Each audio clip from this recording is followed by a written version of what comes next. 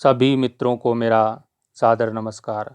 मित्रों, हम आज के वीडियो में राष्ट्रीय उपलब्धि सर्वेक्षण के सैंपल पेपर को किस प्रकार से हल कर सकते हैं यह सीखेंगे। आज हमारे पास कक्षा 10 विषय हिंदी का सैंपल प्रश्न पत्र है। इसके माध्यम से हम जानेंगे कि हम एनएएस की जो परीक्षा होगी, जो कि 12 नवंबर 2021 को प्रस्तावित है एनएएस की परीक्षा, उस एनएएस की परीक्षा जो राष्ट्रीय उपलब्धि सर्वेक्षण जिसका पूरा नाम है हिंदी में, उस परीक्षा में हम हिंदी विषय के सैंपल पे हिंदी विषय के प्रश्न को किस प्रकार से हल कर सकते हैं, आज हम सैंपल प्रश्न पत्र के माध्यम से अभ्यास करेंगे। मित्रों, सबसे पहले तो जो हमारा प्रश्न पत्र होगा उसमें कुछ निर्देश दिए होंगे, उन निर्देशों को हम भली भांति पढ़ लेंगे। तो विद्यार्थी के लिए दिशा निर्देश यहाँ पर दिए गए हैं। ये दिशा निर्देश हैं। नीचे दिए गए दिशा निर्देशों को ध्यानपूर्वक पढ़ेंगे। आप सभी जब आपके पास प्रश्न पत्र आएगा उसमें जो निर्देश होंगे उनको देख लेंगे, क्या क्या निर्देश उसमें दिए हैं। इसमें दिया है कि इस पुस्तिका में 60 प्रश्न हैं।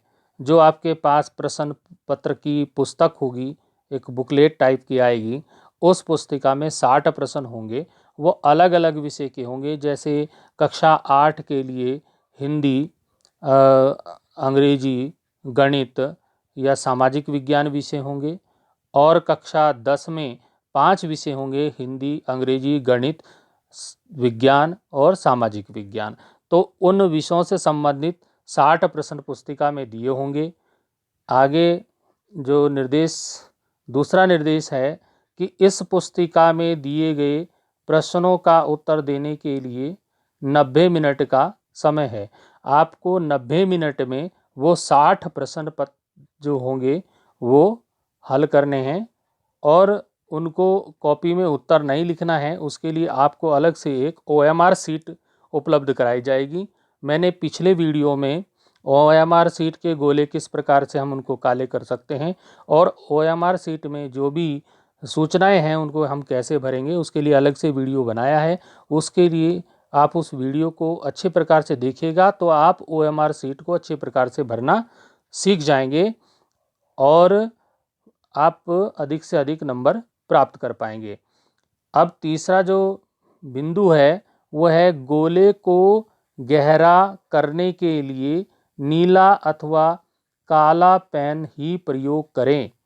तो उसमें आप जब गोले करेंगे उसमें गहरा करने के लिए उसको नीले और काले पेन का ही प्रयोग करना है, और वो भी डॉट पेन होना चाहिए, जेल पेन नहीं होना चाहिए।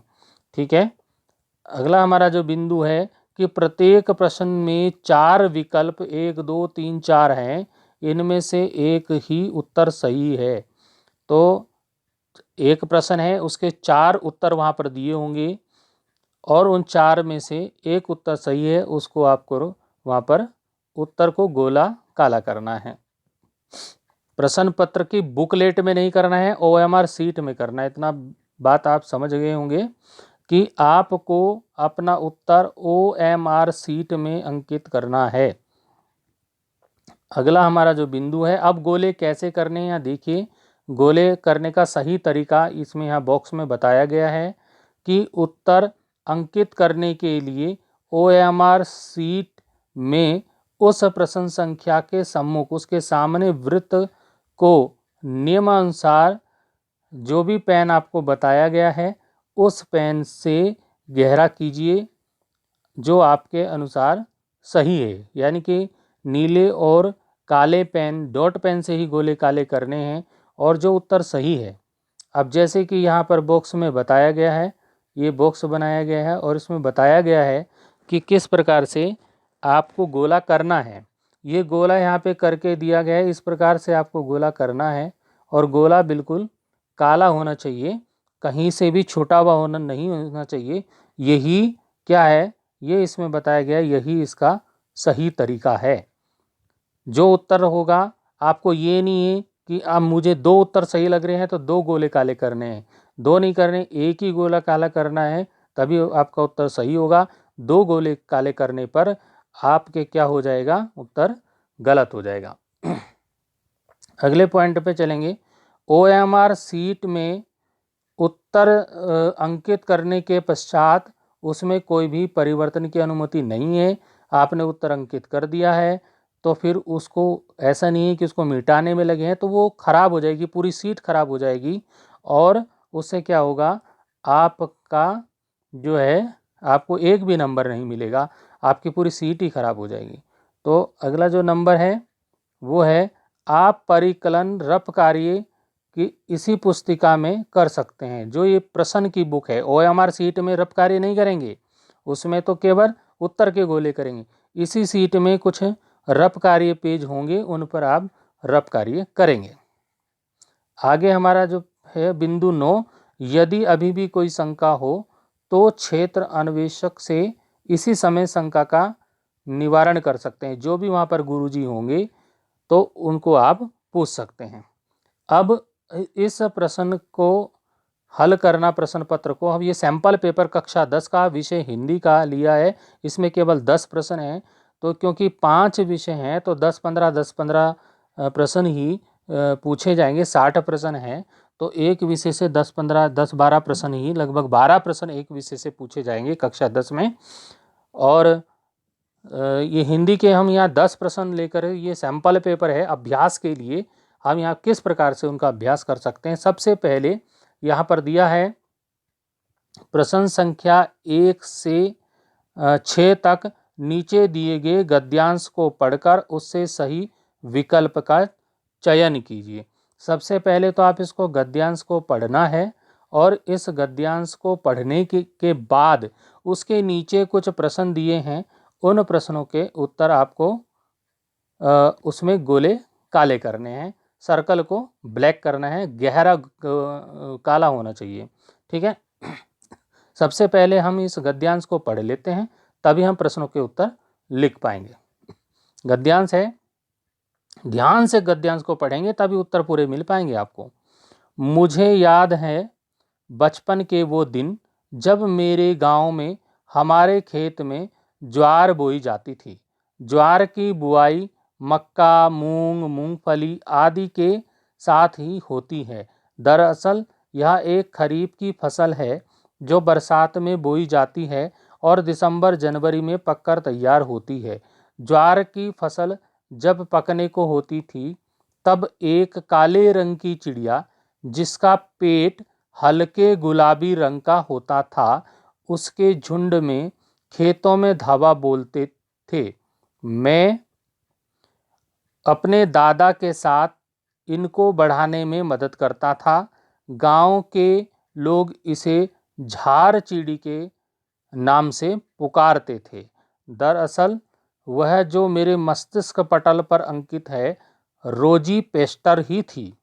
चिड़िया का नाम रोजी पेस्टर था। यह मैं अपनी आज की समझ के आधार पर कह सकता हूँ। फसल, ज्वार की फसल दिवाली के त्यौहार के बाद पकना शुरू होती थी। जब हमारे यहाँ पटाखे लाए जाते थे तो दादाजी कह देते थे कि पटाखे बचाकर रखना, खेत से झार को भगाने के लिए फोड़ेंगे। झार जो चिड़ियों का झुंड था उनको भगाने के लिए हम इनको फोड़ेंगे। गांव में अधिकतर लोग ज्वार बोते थे।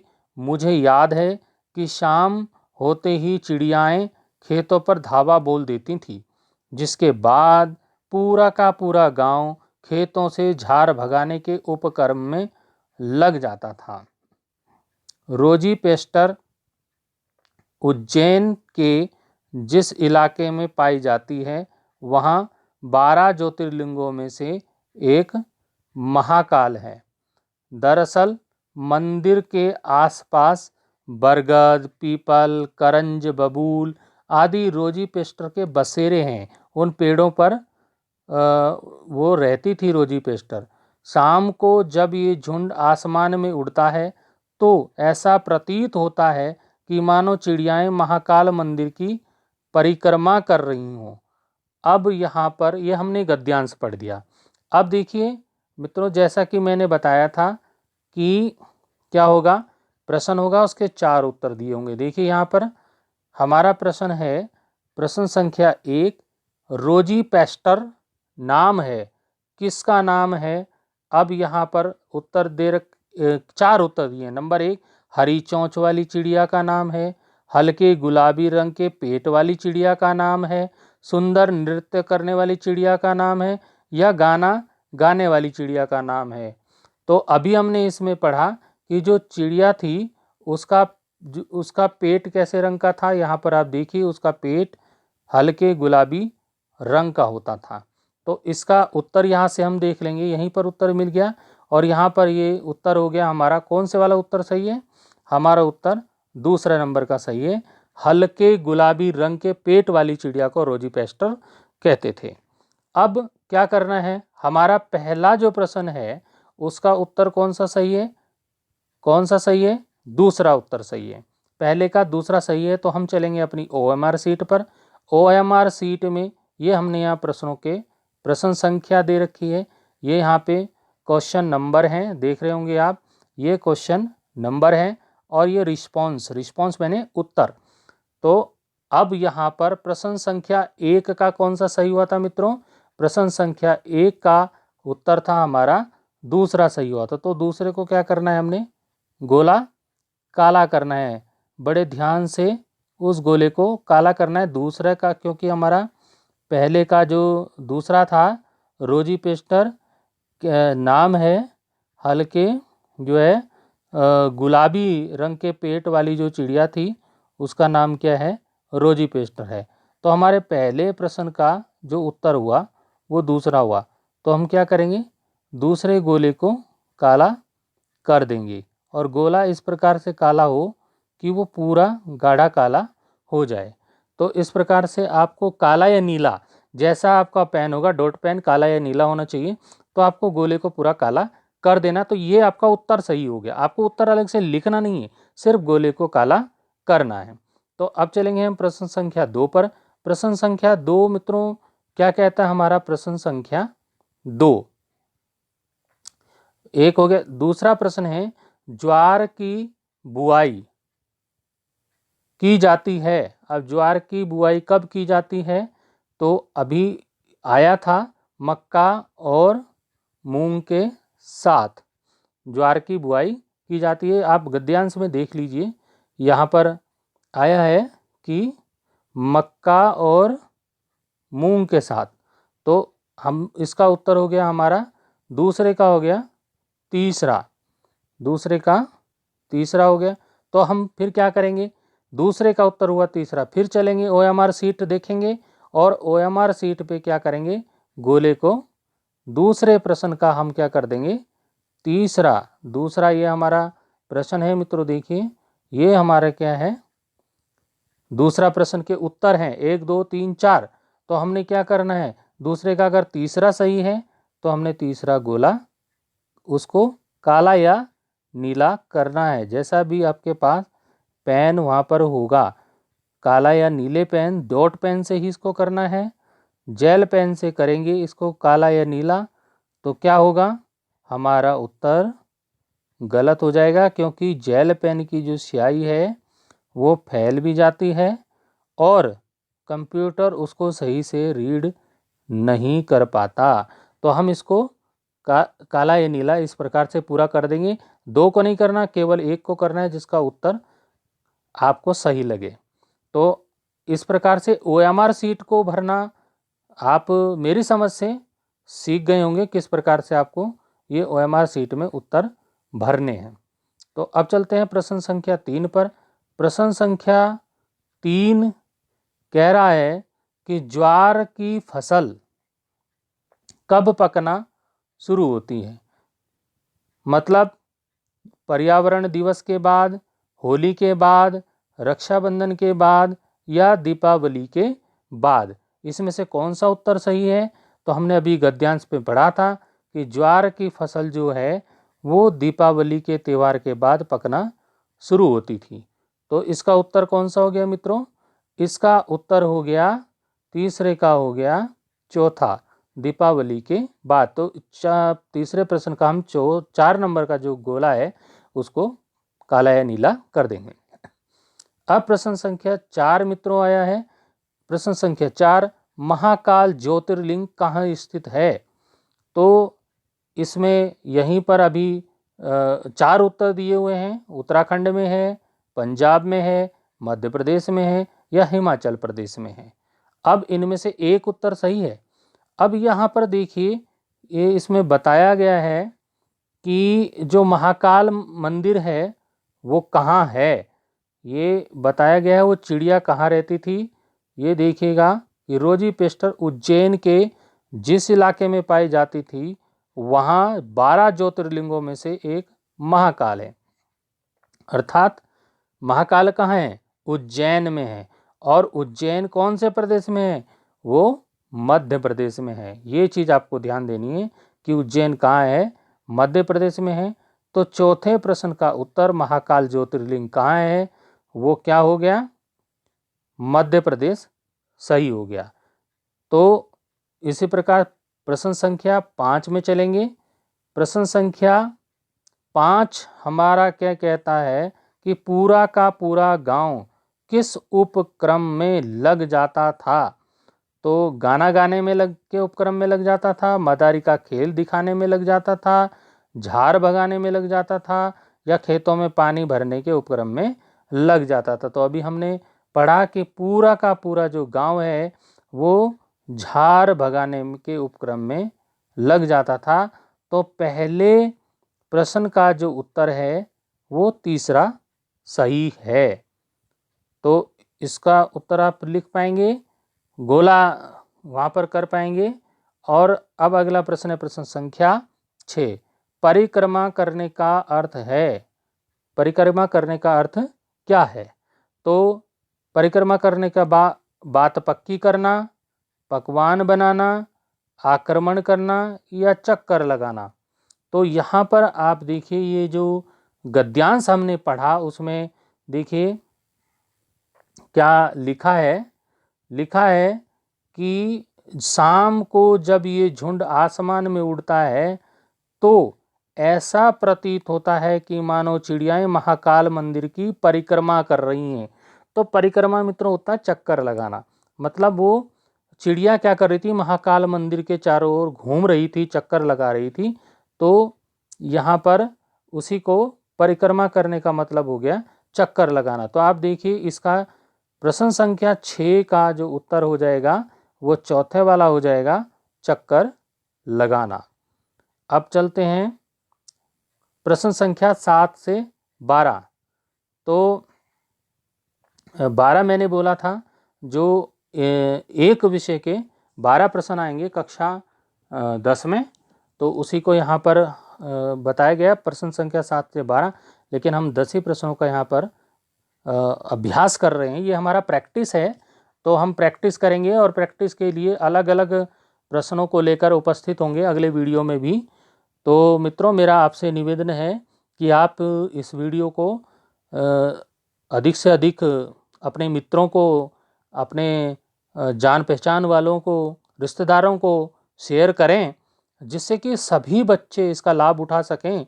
और ये NS जो परीक्षा है, राष्ट्रीय उपलब्धि सर्वेक्षण जो हो रहा है पूरे देश में, ये सभी राज्यों का हो रहा है। और अंत में जब ये सर्वेक्षण हो जाएगा तब इसका जो रिजल्ट निकल कर आएगा उससे हमें पता चलेगा कि हमारा प्रदेश, हमारा जो राज्य है वो कौन से स्थान पर रहा। और ये सब हमारे बच्चे ही इसको स्थान पर ला पाएंगे। इसके लिए ज़्यादा से ज़्यादा बच्चों तक ये वीडियो पहुंचने चाहिए। मेरा आपसे निवेदन है कि आप मेरे चैनल को सब्सक्राइब कीजिएगा और अलग अलग वीडियो में अलग अलग प्रश्नों से अपना अभ्यास कीजिएगा और NS परीक्षा को पूरी हिम्मत के साथ, पूरे जोश के साथ, समझदारी के साथ आप देंगे तो हमारे प्रदेश का नाम ऊंचा होगा। हम चलते हैं प्रश्न संख्या 7 से 12 पर। प्रश्न संख्या 7 से 12 है, नीचे दिए गए गद्यांश को पढ़कर प्रश्नों के सही विकल्प चुनिए। अब यहाँ पर हमने इस गद्यांश को भी पढ़ना है, ध्यान से पढ़ेंगे। विलायत पहुंचकर रविंद्रनाथ वहाँ के सामाजिक जीवन में आंखें मूंदकर कूद पड़े और उसी में मगन हो गए। वह वहाँ के नाच गान साहित्य आदि हर एक विषय की तह तक गए। बहुत से लोगों से मिले जुले। उन्होंने वहाँ से जो चिट्ठियाँ भेजी वे यूरोप प्रवासीर पत्र नामक संग्रह में छपी हैं। इन चिट्ठियों से प्रतीत होता है कि कच्ची उम्र होने पर भी वह वहाँ के जीवन और रीति नीति को कितनी सावधानी और सूझबूझ के साथ देख परख रहे थे। लेकिन पढ़ाई पूरी होने से पहले ही वह सन 1880 में वापस बुला लिए गए। देश लौटते ही उन्होंने वाल्मीकि प्रतिभा की रचना की। इस सुंदर गीत नाट्य में यह दिखाया गया है कि रामायण के रचयिता महर्षि वाल्मीकि डाकू से महाकवि कैसे हुए। गीत नाट्य में शब्द बोले नहीं जाते, गाए जाते हैं। रविंद्रनाथ ने अपने जीवन में अनेक गीत नाट्य लिखे, साथ ही ऐसे नृत्य नाटक भी लिखे जिनमें गीत ही नहीं नृत्य भी कथा के भावों को प्रकट करते हैं। अब ये तो हमने गद्यांश पढ़ दिया मित्रों। अब हम प्रश्न देखेंगे। प्रश्न संख्या 7 क्या कहता है। प्रश्न संख्या 7 कहता है रविंद्रनाथ जी द्वारा भेजी गई चिट्ठियों का किस संग्रह में छपी वो चिट्ठियां। तो अभी यहीं पर आया, हमने इसमें पढ़ा वो पत्र में छपी थी, यूरोप प्रवासीर पत्र में वो चिट्ठियां छपी थी। तो इसका उत्तर यहीं से हो जाएगा यूरोप प्रवासीर पत्र, यानी कि प्रश्न संख्या 7 का तीसरा सही है। तो अब इसको क्या करना है, हमने लिखना नहीं, गोले काले करने हैं। अब प्रश्न संख्या 7 में गए। प्रश्न संख्या 7 में देखिए, प्रश्न संख्या 7 में जब हम गए, ये 7वां है, इसके 4 उत्तर ये 1 2 3 4 में से भरना है। तो हमारा तीसरा सही है, तो हम तीसरा गोला काला करेंगे, नीला करेंगे। जैसा भी आपके पास पेन होगा तो काला नीला आप उसको कर देंगे, पूरा भरेंगे अच्छी प्रकार से, आप उसमें भर देंगे उसको। तो ये उत्तर आपका दर्ज हो गया। अब हम चलते हैं प्रश्न संख्या 8 में। प्रश्न संख्या 8 क्या कहता है। प्रश्न संख्या 8 कह रहा है मित्रों कि देश लौटते ही रविन्द्रनाथ जी ने जो रचना की उसका नाम क्या है। तो मित्रों उसका नाम रामचरितमानस है, या अभिज्ञान शकुंतलम है, या वाल्मीकि प्रतिभा है, या वेणी संगार है। तो इनमें से एक ही उत्तर होगा, दो तो नहीं हो सके। तो एक हो, तो इसमें यहाँ पर लिखा है, देखिएगा वाल्मीकि प्रतिभा है उसका नाम। तो हम यहाँ से उत्तर उसका नोट करेंगे, इसका तीसरा सही है, और तीसरे पे जाके हम गोला लगा देंगे। अब अगला इसमें देखिए प्रश्न है रामायण महाकाव्य की रचना किसने की। महर्षि वाल्मीकि ने, बाण भट्ट ने, जयशंकर प्रसाद ने, या स्वामी विवेकानंद ने। तो इसका उत्तर आप देख सकते हैं, महर्षि वाल्मीकि ने रामायण महाकाव्य की रचना की थी। तो ये उत्तर हो जाएगा 9 का 1। अब प्रश्न संख्या 10 पर चलेंगे मित्रों। प्रश्न संख्या 10 क्या कहता है। प्रश्न संख्या 10 कहता है पढ़ाई पूरी होने से पहले ही वह सन इतने में वापस बुला लिए गए। किस सन में वो वापस बुला लिए गए। 1856, 1860, 1875, 1880 में। तो यहाँ पर हमने ये गद्यांश पढ़ा और इसमें एक जगह सन दिया है, देखिए सन यहाँ पर दे रखा है 1880। तो हम इसका उत्तर यहाँ से लिख देंगे 1880 वाला इसका उत्तर सही हो जाएगा, 1880। अब क्योंकि प्रश्न संख्या 10 का चौथा सही है तो हम चलेंगे प्रश्न संख्या इसमें OMR पे, और 10वें का कौन सा सही है, चौथा सही है। तो हम इनमें से चौथे गोले पे क्या करेंगे, उसको नीला कर देंगे, या जैसे भी आपके पास काला पेन होगा तो काले से करेंगे। लेकिन ध्यान रहे मित्रों कि वो डॉट पेन, बॉल पेन होना चाहिए, जेल पेन नहीं होना चाहिए और आपका गोला पूरा ढंग से अच्छे प्रकार से काला होना चाहिए, वो खराब नहीं होना चाहिए। तो इस प्रकार से गोले को हम पूरा काला या नीला कर देंगे। ये देख लीजिए मैंने किस प्रकार से किया है, इसी प्रकार से आपको गोला काला या नीला करना है। तो मित्रों, ये हमारा 10 प्रश्न का सैंपल पेपर हमने अभ्यास के लिए लिया था। तो कृपया इस वीडियो को लाइक शेयर अवश्य करें और चैनल को सब्सक्राइब करना ना भूलें। हमको नेशनल अचीवमेंट जो सर्वे है जो 2021 में हो रहा है, जिसको आप NAS का नाम हम दे सकते हैं शॉर्ट फॉर्म में, NAS परीक्षा। तो इसको आपको क्या करना है, पूरी तरह से तैयारी के लिए सारे सैंपल पेपर को अभ्यास करना है, तभी हम उसमें अच्छे से अच्छे अंक प्राप्त कर पाएंगे और अपने राज्य का नाम ऊंचा कर पाएंगे। तो मित्रों, मेरा निवेदन आप अच्छी प्रकार से समझ गए होंगे। इस वीडियो को ज़्यादा से ज़्यादा लोगों तक शेयर करें और सभी के हित में हमारा हित होगा। अभी इस वीडियो को मैं यहीं पर समाप्त कर रहा हूं। अगले वीडियो में अगला सैंपल पेपर लेकर के हम उपस्थित होंगे। तब तक के लिए धन्यवाद।